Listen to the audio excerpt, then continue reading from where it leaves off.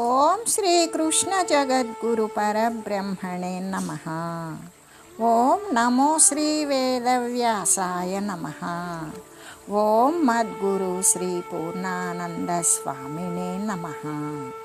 ఓం శుక్లాంబరధరం విష్ణుం శశివర్ణం చతుర్భుజం ప్రసన్నవదనం ధ్యాయేత్ సర్వవిఘ్నోపశాంతయే.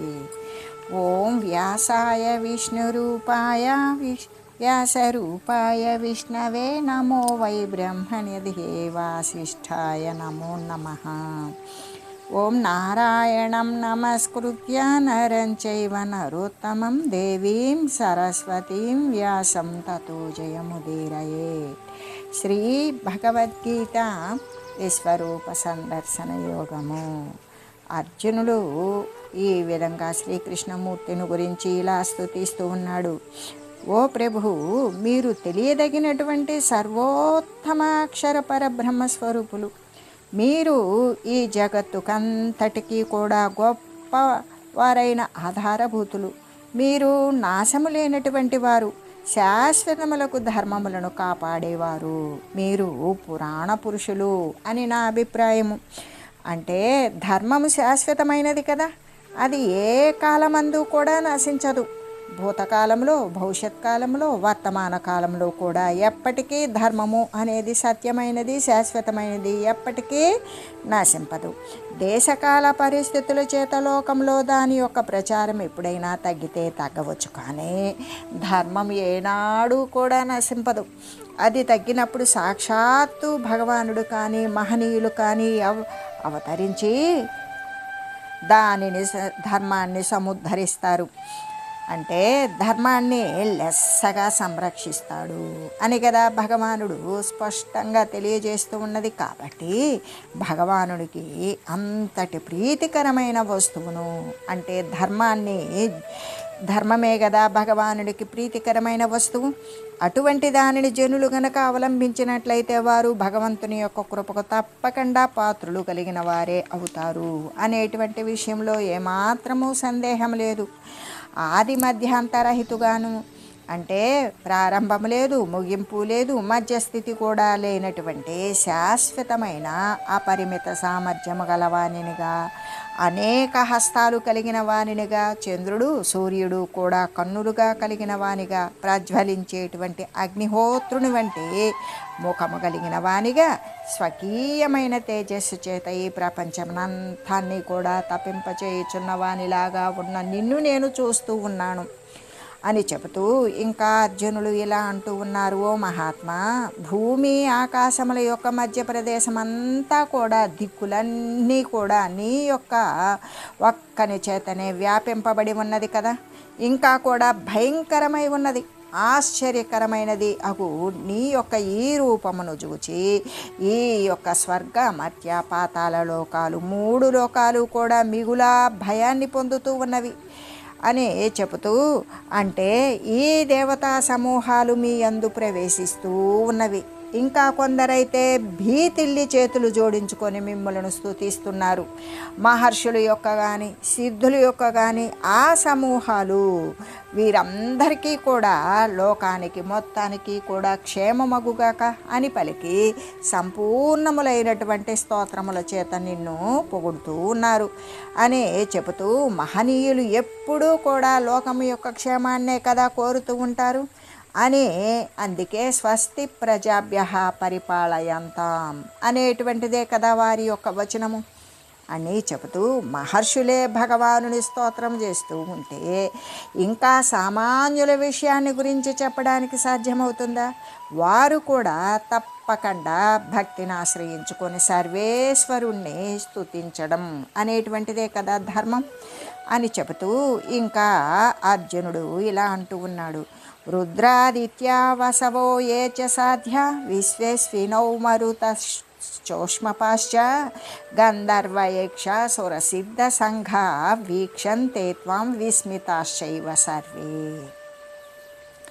ఇంకా ఏమిటంటే రుద్రాదిత్య, రుద్రులను అంటే ఏకాదశ రుద్రులను, సూర్యులను, ద్వాదశాదిత్యులను, అష్టవసువులను, సాధ్యులను, విశ్వేదేవతలను, అశ్విని దేవతలను, గంధర్వుల యొక్క కూడా, యక్షుల యొక్క, అసురుల యొక్క కూడా, సిద్ధుల యొక్క సంఘాలు కూడా, వారందరూ కూడా ఆశ్చర్యచకితులై మిమ్ములను చూస్తూనే ఉన్నారు అని చెబుతూ, రూపం మహత్తే బహువక్త్రనేత్రం మహాబాహో బహుబాహూరుపాదం బహూధరం బహుదంష్ట్రాకరాళం లోక దృష్ట్వా లోకాః ప్రవ్యధితాః స్తదాహం.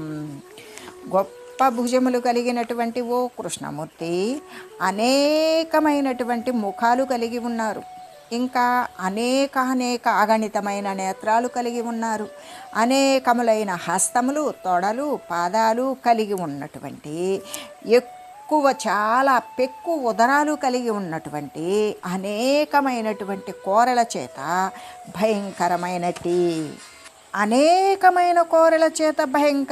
ఉన్నట్టు నీ యొక్క రూపాన్ని చూచి జనులందరూ కూడా మిగుల భయపడిపోతూ ఉన్నారు.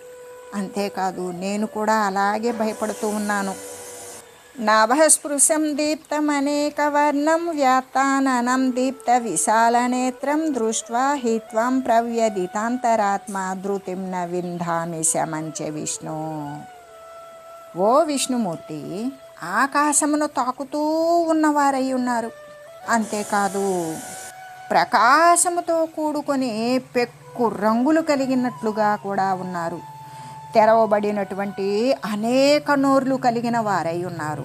జ్వలిస్తూ ఉన్నటువంటి విశాలమైన నేత్రాలు కలిగిన వారుగా ఉన్న మిమ్ములను చూచి మిగులా భయపడినటువంటి మనస్సు కలిగిన వాడనై, భీతిల్లిన మనస్సు కలిగినవాడనై ధైర్యాన్ని, శాంతిని కూడా నేను పొందచాలకపోతూ ఉన్నాను అని చెబుతూ, దంష్ట్రాకరాళాని చ తే ముఖాని దృష్ట్వైవ కాలానల సన్నిభాని దిశో న జానే న లభే చ శర్మ ప్రసీద దేవేశ జగన్నివాస. కోరల చేత భయంకరములైనవి, ఇంకా ప్రళయాగ్నిని పోలినవి అగు మీ యొక్క ముఖాలను చూచి నేను దిగ్భ్రమ చెంది ఉన్నాను. సుఖాన్ని కూడా, ప్రశాంతతను కూడా పొందలేకపోతూ ఉన్నాను. కాబట్టి ఓ దేవదేవ, జగత్తే ఆశ్రయించినటువంటి దేవాదిదేవ, జగదాశ్రయ, ప్రసన్నులు కండు నన్ను అనుగ్రహించండి. అమీ చ త్వాం ధృతరాష్ట్రస్య పుత్రాః సర్వే సహైవావని పాలసంగైః భీష్మో ద్రోణసూతపుత్రస్తదాసౌ సహస్మదీయైరపి యోధముఖ్యైః వక్త్రాణి తే త్వరమాణా విశంతి దంష్ట్రాకరాళాని భయానకాని కేచిద్విలగ్న దశనాంతరేషు సందృశ్యంతే చూర్ణితైరుత్తమాంగైః. ఈ ధృతరాష్ట్రుని కుమారులందరూ కూడా, అంటే కౌరవులు యావత్తు, ఇంకా భీష్ముడు, ద్రోణుడు, కర్ణుడు, వారి సేనలో ఉన్నటువంటి సమస్త రాజసమూహాలు కూడా, అలాగే మన సేన యందలి సైనిక ప్రముఖులు కూడా నిన్ను త్వరపడి చేరుతూ ఉన్నవారే. మీ యొక్క నోటి కోరల చేత భయంకరములుగా ఉన్నటువంటి మీ నోళ్ల యందు ప్రవేశిస్తూ ఉన్నారు. వారిలో కొందరైతే మీ పండ్ల సందు యందు చిక్కుకొనిన వారే చూర్ణము చేయబడినటువంటి, పొడుము చేయబడినటువంటి శిరస్సులతో కనబడుతూ ఉన్నారు. అంటే పరమాత్మ యందు జరిగిపోయిన కాలము, జరుగుతూ ఉన్న కాలము, జరగబోయేటువంటి భూత భవిష్యత్ వర్తమాన కాల భేదము అనేటువంటిది ఉన్నదా? లేదు. కాలానికి అతీతుడగు భగవానుని యందు కాలానికి సంబంధించినటువంటి విభేదాలు కానీ, విభజనలు కానీ ఉండనేరవు కదా. కాబట్టే భవిష్యత్తునందు జరుపబోయేటువంటిదంతా కూడా, అంటే అప్పటికింకా యుద్ధము జరగల, అది భవిష్యత్తులో జరుగుతుంది. కౌరవులంతా కూడా, ఇంకా భీష్ముడు, కర్ణుడు, ద్రోణుడు, మిగతా ప్రముఖమైనటువంటి సైనికులందరూ కూడా యుద్ధము ప్రారంభించక మునిపే శ్రీకృష్ణుని యొక్క నోటి యందు ప్రవేశిస్తున్నారు అంటే జరగబోయేటువంటి ఆ యొక్క విషయాన్ని వర్తమానమునందే విశ్వరూపంలో అర్జునునికి కనబడడం అనికి కారణమై ఉన్నది. ఎందుకు అంటే ఇక్కడ జరుగుతూ ఉన్నటువంటి కాలభేదము, కాలాతీతుడైనటువంటి భగవానుని యందు కాలానికి సంబంధించినటువంటి వ్యత్యాసాలు లేవు కదా, ఉండవు కదా. అందుకే భవిష్యత్తులో జరగబోయేటువంటి విషయం కూడా తను అర్జునుడికి విశ్వరూపం సందర్శనంలో అర్జునుడికి కనబడడానికి కారణమైంది.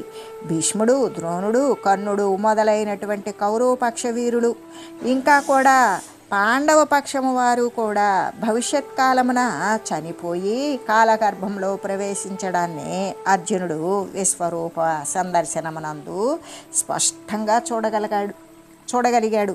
అంటే దీని భావం ఏమిటి? భూత భవిష్యత్ వర్తమానాలన్నీ కూడా పరమాత్మ యందు ఒకటే. జరుగుతూ ఉన్న జరగబోయే కాలాలన్నీ కూడా పరమాత్మ యందు ఏ వ్యత్యాసము లేకుండా ఒకటే అయ్యున్నది కదా. గడిచిపోయినటువంటి అనేక యుగాల కాలము కూడా రాబోయేటువంటి అనేక యుగాల కాలము పరమాత్మ యందు వర్తమాన కాలమే అవుతుంది. జరిగిపోయింది, జరగబోయేది కూడా వర్తమానమే అవుతుంది. ఎందుకు అంటే ఆయన కాలాతీతుడు, కాలానికి అతీతమైన వాడు, కాలకాలుడు, కాలాన్ని కూడా మృంగివేసేటువంటి కాలుడు. కాలము వారి యందు కల్పించబడింది అని చెబుతూ, అయితే అసలు మనకి ఈ శ్లోకమందు వ్యక్తం చేయబడినటువంటి భావాలను బాగా విచారించి చూసినట్లయితే గొప్ప వైరాగ్యము జీవుని యందు అవ్వగలుగుతుంది.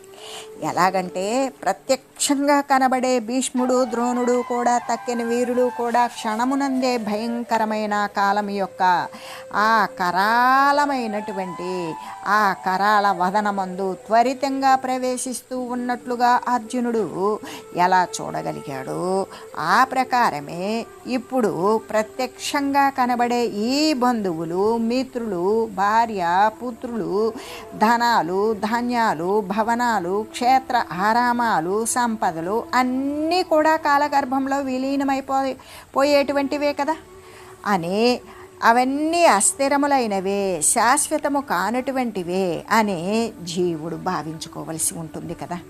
ఈ సత్యాన్ని చక్కగా గనక భావించుకున్నట్లయితే ఇక ఈ దృశ్య సంబంధమైన పదార్థాల పట్ల ఏమాత్రము ఆసక్తి లేకుండా వైరాగ్య భావము అనేటువంటిదే ఉత్పన్నమవుతుంది అని చెబుతూ, భవిష్యత్ కాలాన్ని వర్తమానమునందు చూడగలగడం అంటే రాబోయేటువంటి కాలాన్ని జరుగుతూ ఉన్న కాలంలో చూడగలగడం అనేటువంటిదే కదా జ్ఞానం యొక్క దృష్టి. అయితే రాబోయేటువంటి మృత్యువుని ఇప్పుడు భావించగలగడమే కదా జీవుని యొక్క విఘ్నత అయి ఉంటుంది. అటువంటి భవిష్యత్ యొక్క భావన చేత, మృత్యువు యొక్క చింతన చేత జీవుడు ఎలా తయారవుతాడు?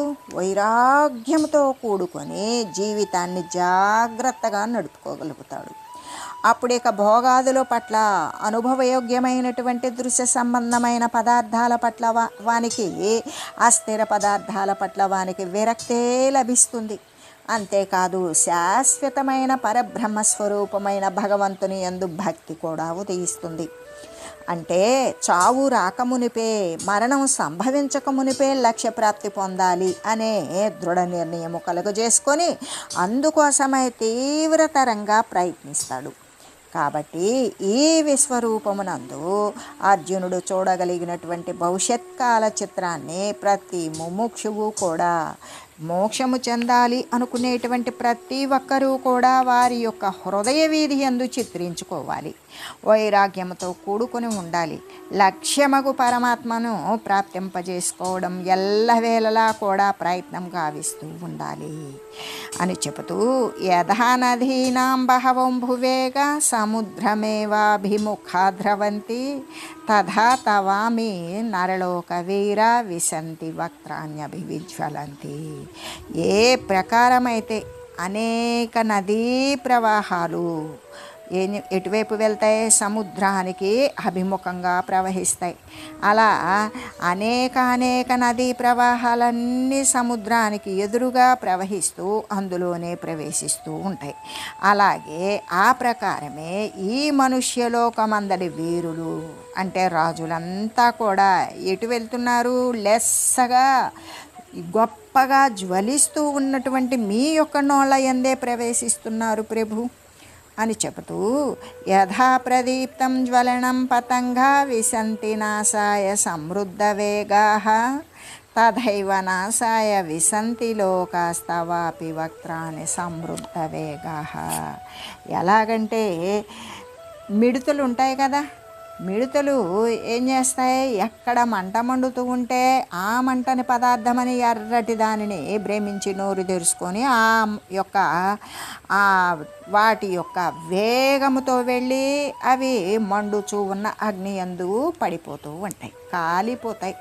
అంటే ఏ ప్రకారమైతే మిడతలు వినాశం కోసం మిక్కిలి వేగంతో కూడుకొని బాగా మండుతూ ఉన్నటువంటి అగ్ని యందు పడిపోతూ ఉన్నవో, ప్రవేశిస్తూ ఉన్నవో, ఆ ప్రకారంగానే జనులు కూడా మిక్కిలి వేగముతో కూడినటువంటి వారై నాశము కొరకు మీ యొక్క నోళ్ళ యందు చేరిపోతూ ఉన్నారు, మీ నోటిలోకి ప్రవేశిస్తూ ఉన్నారు. అనేక నోర్లు గల మీ నోళ్ళల్లోకి వీరంతా కూడా ఆ ప్రకారమే మిడుతులు గనక మండుతున్న అగ్నిలో ప్రవేశించినట్లుగానే ఈ జనులంతా మిగుల వేగంతో కూడిన వారే నాశము కోసము మీ నోళ్ళ యందు ప్రవేశిస్తూ ఉన్నారు. కాబట్టి లేలిహ్యశేగ్ర సమాన సమంతాల్లోకాన్ సమగ్రాన్ వదనైజ్వలద్భిః తేజోభిరాపూర్య జగత్ సమగ్రం భాసస్తవోగ్రాహ ప్రతపంతి విష్ణు.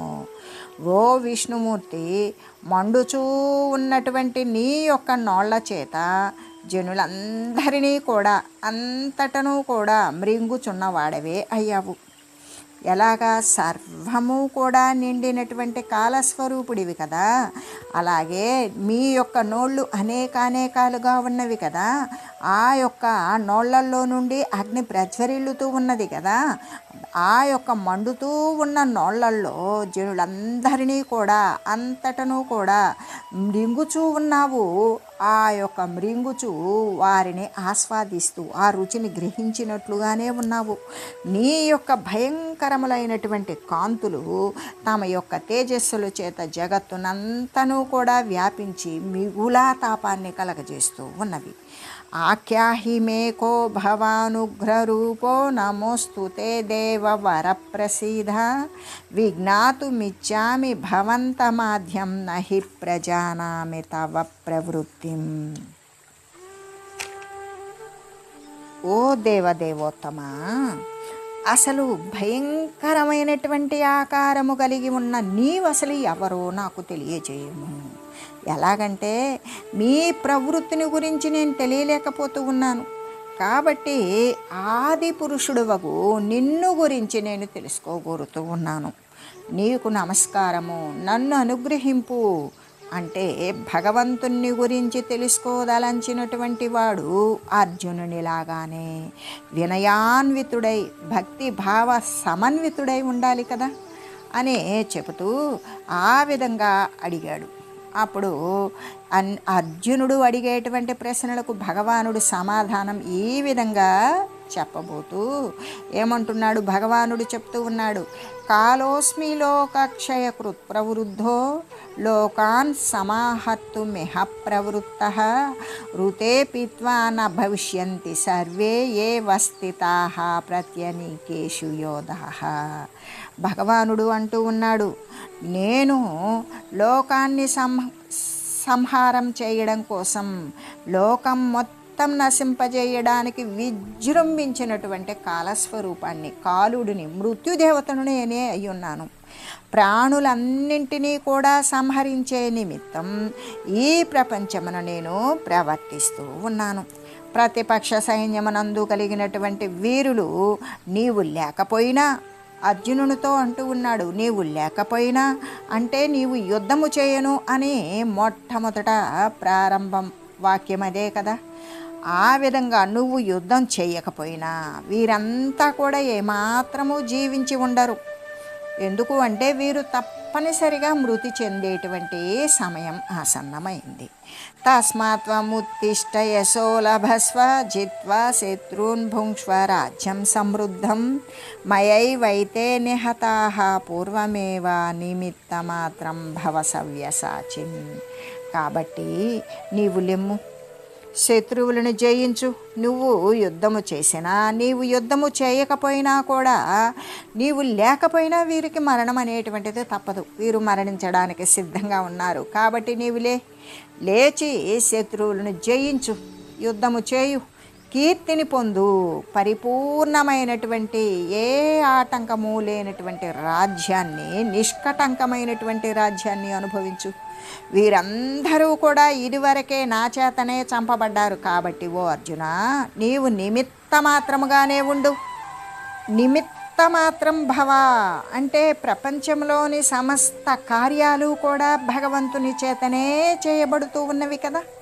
జీవులు కేవలము పేరుకు మాత్రమే నిమిత్త మాత్రులే అగుతూ ఉన్నారు. కానీ అజ్ఞానులైనటువంటి జనులు మాత్రమే నేను చేశాను అనేటువంటి కర్తృత్వాన్ని కలిగి ఉంటూ దాని సంబంధమైనటువంటి ఫలితంగానే బంధింపబడి బొద్దులై దుఃఖాన్ని పొందుతూ ఉన్నారు. అంటే ఓ అర్జున, నీ యొక్క శత్రువులు ఇదివరకే నా చేత చంపబడి ఉన్నారు. నీవిప్పుడు నిమిత్త మాత్రంగా యుద్ధం చేసి విజయాన్ని పొందు అని భగవానుడు అర్జునుడికి తెలియజేస్తూ ఉన్నారు కదా. దీనిని బట్టి ఈ జగత్తునందలి సమస్తము కూడా భగవంతుని చేతనే చేయబడుచూ ఉన్నది అని జీవులు భ్రాంతిలో పడి అహంభావాన్ని కలిగి వ్యర్థముగా తమ పైన కర్తృత్వాన్ని పెట్టుకుంటూ ఉన్నారు అని కదా మనకి స్పష్టమవుతూ ఉన్నది. కాబట్టి విఘ్నుడైనటువంటి వాడు అటువంటి కర్తృత్వాన్ని వదిలివేయాలి. అంతా కూడా భగవానుడే చేస్తూ ఉన్నాడు అనే ఆలోచన కలిగి ఉండాలి. అలా భావన చేస్తూ తాను లోక వ్యవహారమునందు నామమాత్రము అంటే నిమిత్త మాత్రుడై ఉండాలి. దాని చేత వానికి ఎటువంటి అహంభావము కూడా ఉత్పన్నం కాదు. నిరహంభావముతో కూడుకొని ఉన్నప్పుడు ఆ అహంభావము లేని కారణము చేత వానికి నిర్మలమైనటువంటి మాలిన్యరహితమైనటువంటి భావం ఉత్పన్నమవుతుంది. ఆ యొక్క నిరహంభావము, దాని ఫలితంగా నిర్మల భావము, ఇవన్నీ కూడా ఏం కలగజేస్తాయి? భగవంతుని యొక్క అనుగ్రహం అతనికి లభించగలుగుతాయి అని చెబుతూ సవ్యసాచిన్ అంటే అర్జునుడు ఏ విధంగా నిమిత్త మాత్రం భవ సవ్యసాచిన్ అని కదా చెప్పింది. ప్రపంచంలోని సమస్త కార్యాలు కూడా భగవంతుని చేతనే చేయబడుతూ ఉన్నవి. కాబట్టి జీవులందరూ కూడా నిమిత్త మాత్రులే అయి ఉండాలి. అలాగే ఉంటారు, అలాగే అయి ఉన్నారు. మరి సవ్యసాచిన్ అంటే అర్జునుడు ఎడమ చేతితో కూడా బాణాలను ప్రయోగించగలిగినటువంటి సామర్థ్యము గలవాడని అర్థము. అంటే రెండు చేతుల చేత కూడా సమానంగా బాణాలు వేయగలిగినటువంటి కడు సమర్థుడు. అందువలననే సవ్యసాచి అనేటువంటి సంబోధన చేశారు పరమాత్మ. ద్రోణంచ భీష్మంచ జయద్రథంచ కర్ణం తధాన్యానపి యోధవీరాన్ మయా హతాంస్త్వం జహిమా వ్యధిష్ట యుధ్యస్వ చేతాశిరణి సపత్నాన్. నా చేత అంటే ఇదివరకే నా చేత చంపబడి ఉన్నారు. ఎవరు? ద్రోణాచార్యుడు, భీష్మాచార్యుడు, జయద్రథుడు, కర్ణుడు, అలాగే ఇంకా ఇతర యుద్ధ వీరులు కూడా వారంతా చంపబడే ఉన్నారు. అలాగే యుద్ధ వీరులను నీవు కూడా అలాగే చంపివేయి, యుద్ధము చేయు, శత్రువులను గెలవగలుగుతావు. చచ్చిపోయిన వారిని చంపడానికేమి? వారంతా ముందుగానే చనిపోయి ఉన్నారు. అంటే మా వ్యధిష్ట భయపడవద్దు. ఇది సర్వులకి కూడా భగవానుడు ఇచ్చినటువంటి చక్కని ఉపదేశమే కదా. సర్వేశ్వరేశ్వరుణ్ణి శరణు పొంది తన యొక్క కర్తవ్యాన్ని ధర్మపూర్వకంగా ఆచరించేవాడు ఇంకా ఎటువంటి దిగులును పొందనవసరం లేదు కదా, ఎటువంటి భయము కూడా పడనవసరం లేదు. కాబట్టే భగవానుడు అర్జునునకు తన కర్తవ్యాన్ని, తన యొక్క విద్యుక్త ధర్మాన్ని ధైర్యముతో, భయము లేకుండా ఉన్న నిర్భయముతో ఆచరించవలసినదిగా పరమాత్మ బోధిస్తూ ఉన్నాడు. అందుకే మాం వ్యధిష్ట అని కదా చెప్పింది. మా వ్యధిష్టాహ అనేటువంటి భగవంతుని యొక్క వాక్యము అందరికీ కూడా తమ నిత్య వ్యవహారాల యందు కూడా తప్పనిసరిగా జ్ఞాపకం ఉంచుకోవలసి ఉంటుంది. జీవిత రంగంలో మనుషులు చాలా ప్రదేశాల యందు కూడా ఏంటవి అంటే అనేక క్లేశాలను, ప్రతిబంధాలను కూడా ఎదుర్కొంటూ ఉండవలసి వస్తుంది. అప్పుడు ఇప్పుడు మనం చెప్పుకున్నటువంటి వాక్యాలను మా వ్యధిష్టాహ అనేటువంటి దానిని స్మరించి ధైర్యాన్ని తెచ్చుకోవాలి. అర్జునుడిలాగానే సమస్తము కూడా భగవంతునికి అర్పణ చేయాలి. భగవానుని వినిర్మలమైనటువంటి చిత్తముతోటి ఆశ్రయించాలి. తన కర్తవ్య కర్మమును నెరవేర్చుకోవాలి. అలా నెరవేర్చుకుంటూ ఉన్నప్పుడైతే ఇక జీవుడు ఎటువంటి వ్యతలను, బాధలను పొందవలసినటువంటి పని లేదు కదా. అందుకే ఇక్కడ యుధ్యస్వ అంటే యుద్ధం చేయు అనేటువంటి పదము వారి వారి కర్తవ్య నిర్వహణాన్ని సూచిస్తూ ఉన్నది. జయతాసి జయించగలుగుతావు అనే పదము ఫలితాన్ని నిరూపిస్తున్నది కదా. అంటే ఈ ప్రకారంగా సర్వేశ్వరుణ్ణి ఆశ్రయించి తన యొక్క కర్తవ్యం నెరవేర్చేటువంటి వాడు ఉత్తమమైన ఫలితాన్ని తప్పకుండా పొందగలుగుతాడు, విజయాన్ని తప్పకుండా సాధిస్తాడు అనే భావమే కదా. కార్య విజయమునకైతే ఇది కార్యం సఫలీకృతం కావాలి అంటే ఇదే కదా ఉపాయము. ఎక్కడ శ్రీకృష్ణుడు అంటే ఎక్కడైతే భగవంతుని భావము ఉంటుందో అక్కడ విజయము అనేది తప్పనిసరి కదా. తథ్యము అని చెబుతూ అని ఓం మంగళం పావన గీతా మాత జయ మంగళం భక్తజనావని బంధ విమోచనే భవభయహారిణి భవ్యదాయిని మంగళం. ఓం మంగళం శ్రీ కురుక్షేత్ర రణక్షోణి విహారిణే పార్థసారథి రూపాయ గీతాచార్యాయ మంగళం. ఓం మంగళం మహత్.